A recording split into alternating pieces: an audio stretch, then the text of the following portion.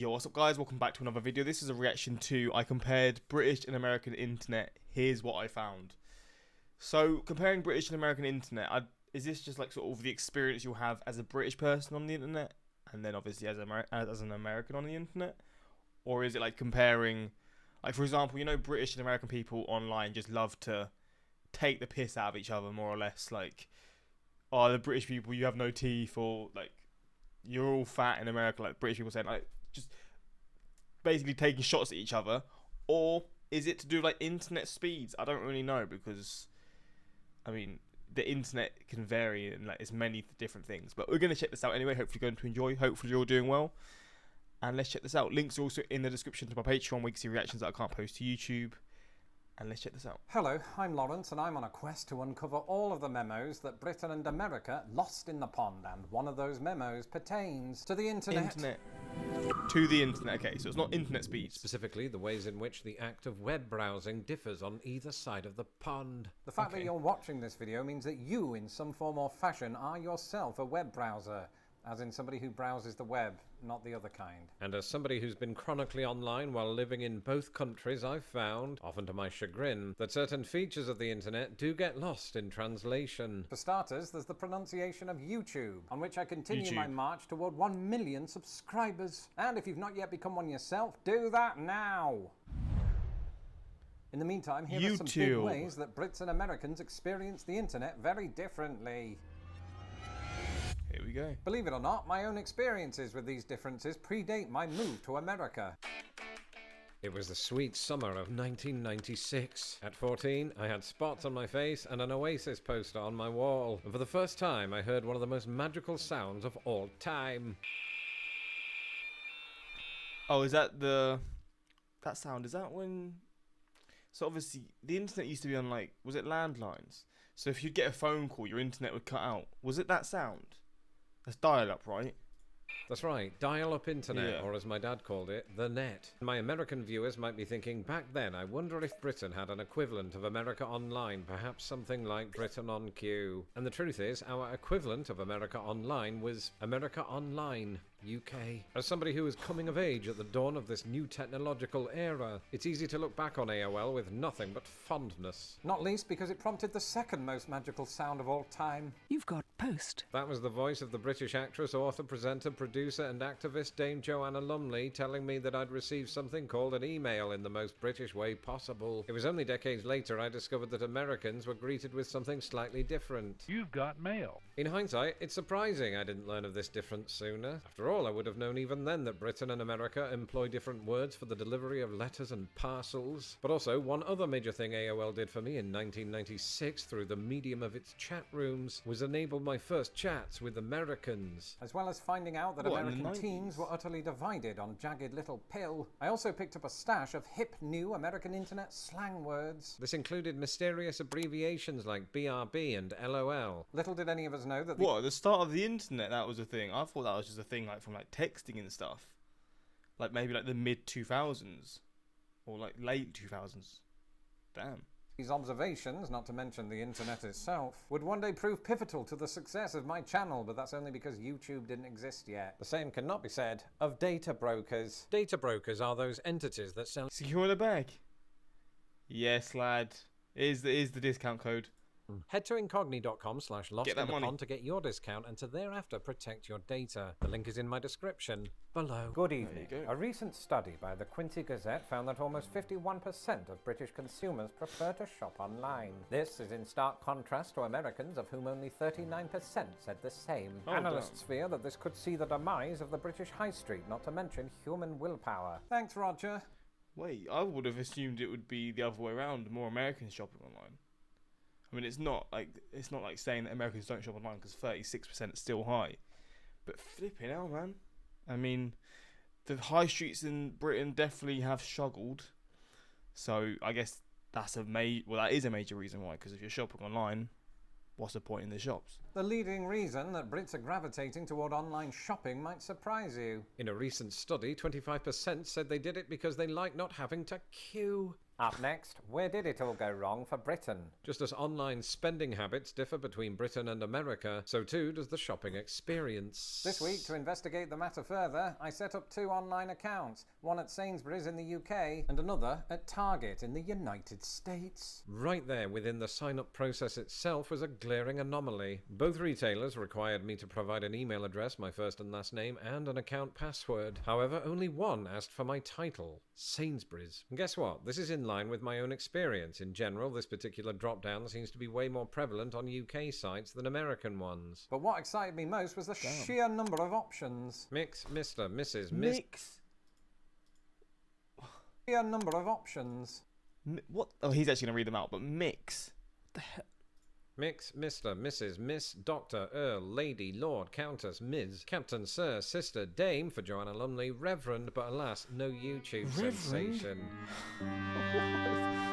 Against my better judgment, I went with Lord, slightly concerned I could be breaking some weird UK law. But before I could complete sign-up, the issue of my phone number arose. Target, to its credit, was really cool about the whole thing, saying it was optional, no problem, forget we even asked. Sainsbury's threatened me with an exclamation mark. Wow. Give us your number or you will spontaneously combust, so I had no choice. Or, counterpoint, I had many choices of country code. Problem was, all of the countries listed were European countries, or not America countries, as my wife's cousin Chad calls them. Either way, with only a US number to my name, I couldn't physically set up a Sainsbury's account, which is awkward because we'd planned a whole segment about it. Instead, let's talk about cookies. Or, as we say in Britain, biscuits.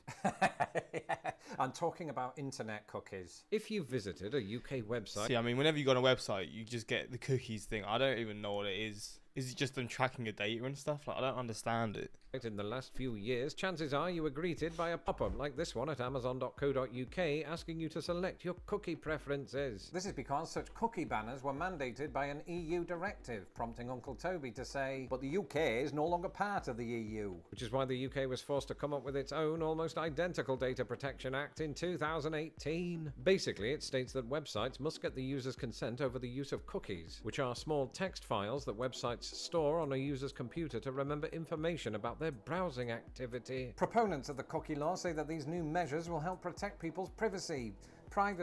You'll notice that this, much like British currency, is absent from the American iteration. In the US, no such law has been passed at the federal level, which apparently has nothing to do with the harmful stereotype that Americans can't say no to cookies. But a handful of states, including Virginia, have passed their version of the law, which is evidenced by a cookie banner on an otherwise popular dating site, Virginia is for Lovers. Wait, no, that is in fact Virginia's tourism page. But most of the time, web surfers in the US won't see messages like this, because the US is part of a dwindling number of countries without a national cookie law.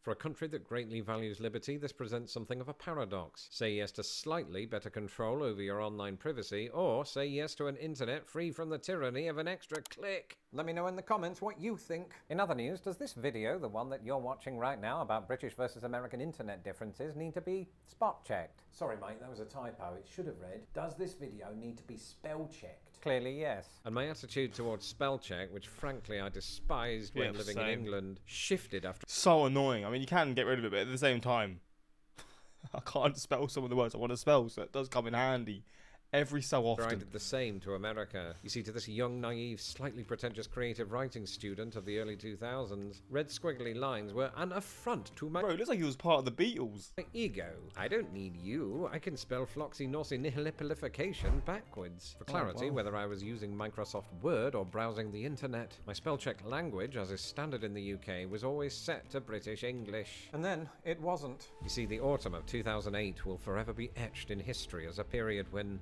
I became America's finest British import after apple pies. And moving here almost certainly meant that I'd have to update my spell check settings to American English. After all, I'd be applying for American jobs online, addressing American subscribers on social media, and penning incisive news for the Quincy Gazette. The American fast food chains Burger King and Dairy Queen have concluded their royal tour of a local man's intestines. Thankfully, American spell check kept me in check. In fact, those red squiggly lines have become very useful before posting on Threads and or Twitter. Speaking of error messages, remember earlier when I said this? I couldn't physically set up a Sainsbury's account. Well, for the last 3 minutes, my team has been frantically trying to come up with alternatives. Iceland, the supermarket, not the country, also required a phone number. Tesco wouldn't even let me access their sign-up page. And Asda Damn. actually just wanted my email and password. Asda it is. The first thing I noticed on Asda's page was the UK spellings of favourite and centre. Not to mention the use of trolley instead of cart. The inclusion of these Britishisms does of course make sense on a British website for British people. But after living in the United States for 16 years, I just forgot what it was like to access a British website. Not to get too sentimental, but in many ways it was like visiting an old friend. A boring old friend that you once relied on for pasties. But as an exemplary professional, I was here to do a job, and that job was to compare the checkout experiences of Asda and Target. I tested each cart/trolley using a multi-pack of chips, or as they're known in Britain, crisps. For Target, I'm buying a 10-pack of Lay's Classic.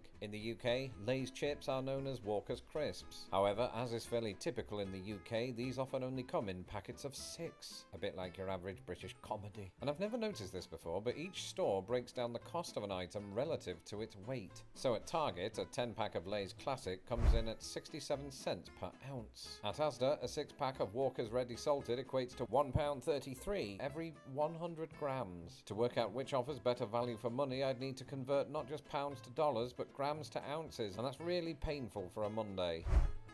I think Asda has the better deal. Anyway, I added both items to their respective carts and went to the checkout. On Asda's site, I was greeted by an unfamiliar button, Book a Slot. As the name suggests, Asda lets you book your shopping delivery like you're reserving a table at a posh restaurant. I chose my delivery for between 7 AM to 8 AM this Wednesday, on the proviso that I intend to cancel it once this experiment is over. Now, I'm not saying that this is just a British versus American thing, it's just that in general there are two key differences on either side of the pond. Number one, the phrase book a slot is unlikely to show up on American sites where choose a time slot is greatly preferred. And number two, British grocery stores typically offer more precision over delivery time. Asda and Sainsbury's allow you to book a slot by the hour, and for that matter useful. a fortnight in advance, and for my American viewers that's 2 weeks. Whereas Walmart's in-home delivery comes in 4-hour increments. Target meanwhile insists I'll get my 10-pack by this Thursday at an unspecified time. To its credit, Target's delivery times are more specific when ordering perishable goods. But even then, this is only for same-day purchases, first world problems. And actually, I won't receive it at all if I don't meet Target's $35 minimum expenditure for delivery. Therefore, I changed the quantity of my purchase to 6. To keep things fair, I did the same at Asda, which does not set limits on your expenditure but will charge you £3 for orders under 40. Nonetheless, my Target order came in at roughly twice the cost of my Asda purchase, despite boasting only 1.66 more packets. This is especially eye-opening when you consider that these costs include higher packing and delivery fees at Asda than at Target. So, it's fair to say that compared to Target, when it comes to crisps, Asda really does offer better bang for your buck. Or Damn. quid. Despite all of the many word variations I mean, I between think British internet Asda's owned by Walmart, I think. So I guess maybe that's... I mean, I don't know if that affects the prices or what, but I just thought I'd say that. and American internet, one country will often influence the other. Roger, history reveals that despite the best efforts of Joanna Lumley, the word email soon caught on with Brits, such as Joanna Lumley. You have email. Roger Badger, BNN News, Bridlington. If we've learned anything today, it's that the internet, with the potential to bring the entire world together, usually strives to do the opposite. Indeed, on many websites, the English language is represented by an American flag, which is a war crime in Britain. But we've also learned that Britain and America have different words and spellings. I mean, who saw that coming? And we've No, learned that what? cookies are all well and good until you have too many of them. What I can't have too much of is patrons. If you would like to support this channel and everything I do, you can do so today at patreon.com/lostinthepond. You know what to do. I mean, it's links in the description to this video. You can find that. It's weird that in the UK, post is Royal Mail, but in the US, mail is the United States Postal Service. They've just roles reversed it, realistically. It's so strange. It would be hilarious if in the UK they were called Internet Biscuits. You've got post is what I'll say from now on every time my computer turns on. I think I pretty much always get asked about cookies in the US. As a Brit, I still use AOL email accounts. I don't even know what AOL is. From back in the day, you would get a free CD at the supermarket checkouts and sign up for a few quid a month. Almost everyone I knew used AOL in the early days. Damn.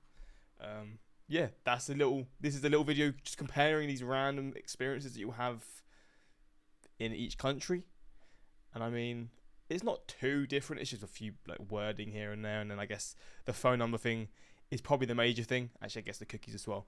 But the phone number one is weird because obviously in the UK it seems that they just want your number no matter what. But in the US, that's just sort of, I guess, not anywhere near as important. But although when you're ordering from a grocery store, surely that you would want them to have your number, because say they come to your house and you're not there or whatever. Maybe it would be useful for them to be able to call you or something, but I don't know how it works. But hopefully you enjoyed this reaction, and until next time, like, subscribe, and peace.